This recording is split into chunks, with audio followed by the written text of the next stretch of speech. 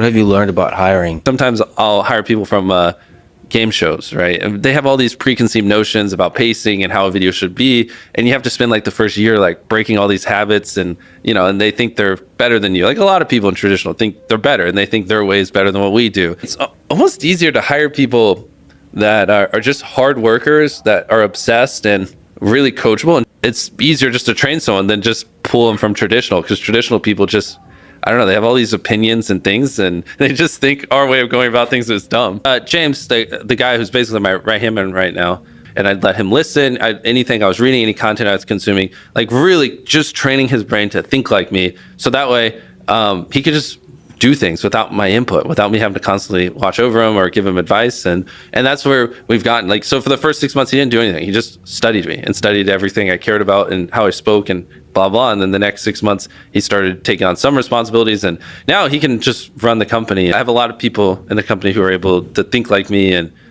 basically make decisions like I would make. It's so hard, any rational person would give up. It's really hard. So if you don't love it, if you're not having fun doing it, you don't really love it, you're going to give up. And that's what happens to most people. Ones that didn't love it, quit. If you don't love it, you're going to fail. We worked hard, and in 10 years, Apple had grown from just the two of us in a garage into a $2 billion company with over 4,000 employees. I'd been rejected, but I was still in love. And so I decided to start over. The only thing that kept me going was that I loved what I did. You've got to find what you love. And the only way to be truly satisfied is to do what you believe is great work. And the only way to do great work is to love what you do. Number one on my list is love. Let me explain why number one is on my list. To me, love is very important. I look for someone who loves the company, who loves a vision that you're casting. Welcome to Robert Kiyosaki. You know the great Robert Kiyosaki, Tom Wheelwright, Garrett Sutton, Darren Weeks, and Ken McElroy. This is a powerhouse. I don't know that we've ever had this much brain power in one room. Robert, I want to start with you. Of course, the author of Rich Dad, Poor Dad, the famous book, the book that changed, I think, so many Americans' lives. When you're putting together a team of entrepreneurs, when you're thinking about starting your own business, what do you look for in a team of experts to surround yourself with? Well, number one, obviously, is integrity. People actually do what they do. They practice what they preach. But like you were talking about President Trump, he has a team of advisors. And all the entrepreneurs out there, it is more important than money is your team of advisors. Because nobody's that smart. But you have a smart team, you have a better chance of success. And they're all entrepreneurs. I mean, they all have their own businesses. So I'm very fortunate. The people that are really good want to work with the best people they can find. Hopefully people that are even better than them. If you work with people that are better than you, then you really grow. What's going to tell me that you're the smartest person is that you hire people who are smarter and better than yourself. The first thing we do is we've always tried to hire people that were much better than we needed for the current job, because within 6 months they'd be fighting to keep up with it. The reason we hire people is to tell us what to do. The 5,000 people we've got, most of those people are very independent thinkers. I was worth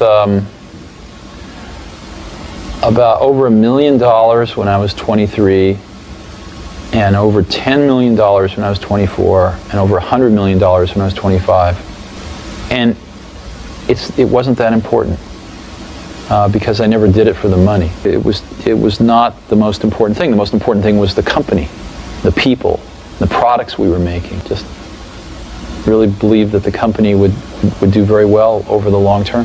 Watch who responds to the vision and who responds to the money. Young people are kind of uber focused on money, where I think a real mentor doesn't really focus on money. They focus on mindset and personal development, and relationships, network, things like that. They're great money. There's a good old saying that says people spend 10% of their time recruiting, 90% of their time making up for recruiting mistakes.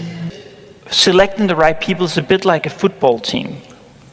You don't want a person who's good at everything. You want the best attacker, and you want the best goalkeeper, and you want the best defender. A person on a very high level consists of 3 different things. Brain, which is an IQ, which is your ability to learn and comprehend information and leverage that information. The second thing they consist of in a work situation is their heart, which is their personality and their talents.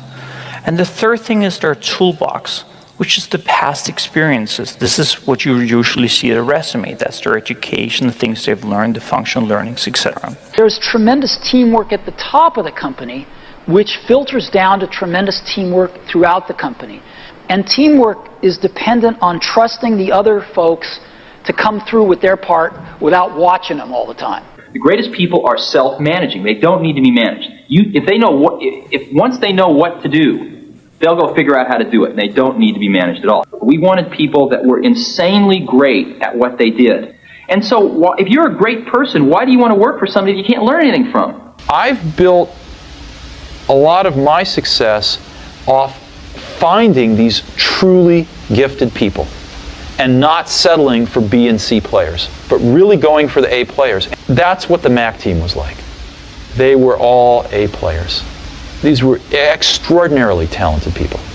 I'm a big fan of just like finding people who are super obsessed and all in and A players that, they really just want to be great. It's very hard to find great attitude, great effort, and somebody with solid character. If your attitude is bad, if your effort's not good, if you're constantly making promises you don't keep, it doesn't matter how much we invest into specialized skill. When you hire people, what are you looking for your businesses? What are the key characteristics?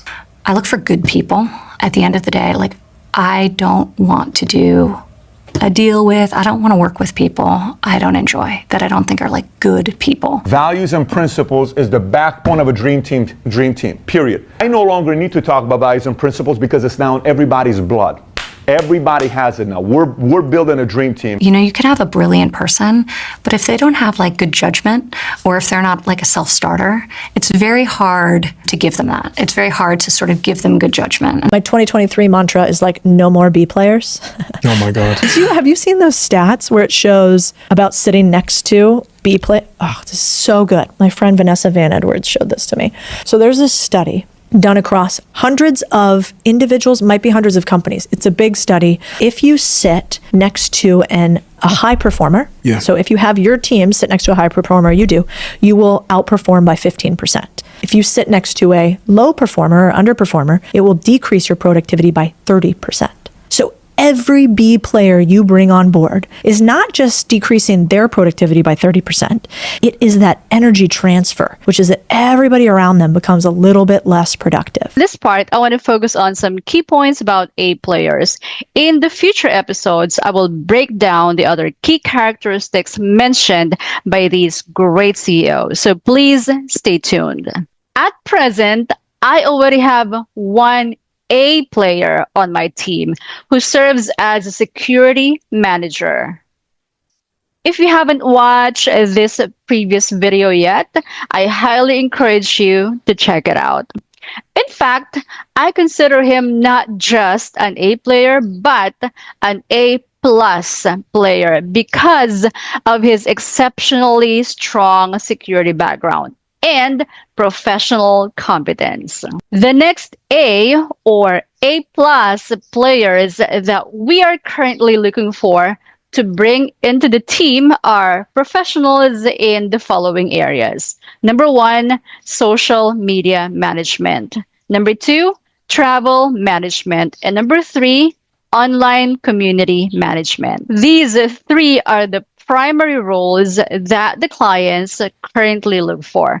However, as my organization grows, more roles will definitely be needed in the future. So please check the description section regularly for updates and opportunities. Now, when we say A players or A plus players, we mean individuals who are capable of, number 1, identifying and telling us the right actions proactively. The reason we hire people is to tell us what to do. Meaning, these professionals do not wait to be instructed on every detail, but they bring initiative, judgment, and problem-solving skill to the table. What's going to tell me that you're the smartest person is that you hire people who are smarter and better than yourself. If you are an A player or an A plus player with these qualities mentioned by these great CEOs,